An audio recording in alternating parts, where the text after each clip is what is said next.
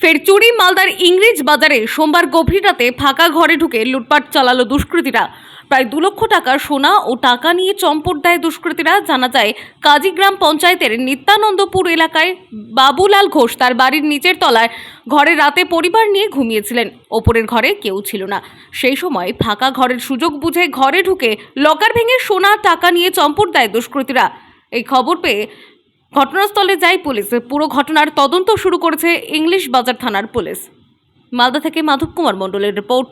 হয়েছিল কি, আমরা রাত্রে নিচের ঘরে ঘুমিয়েছিলাম, উপরের ঘরটা খোলা ছিল, গেট বন্ধ ছিল, ভেঙে সব কিছু চুরি করে নিয়ে গেছে।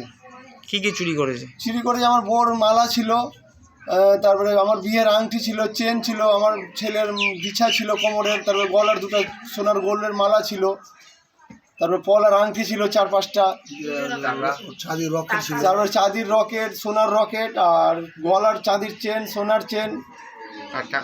টাকা ছিল প্রায় 3-4 হাজার টাকা ছিল, বেশি টাকা ছিল না। ডাক্তার দেখানোর জন্য রেখেছিলাম টাকাটা। পুলিশ এসেছিল, এসে স্যার তদন্ত করে গেল। Timeless depiction news.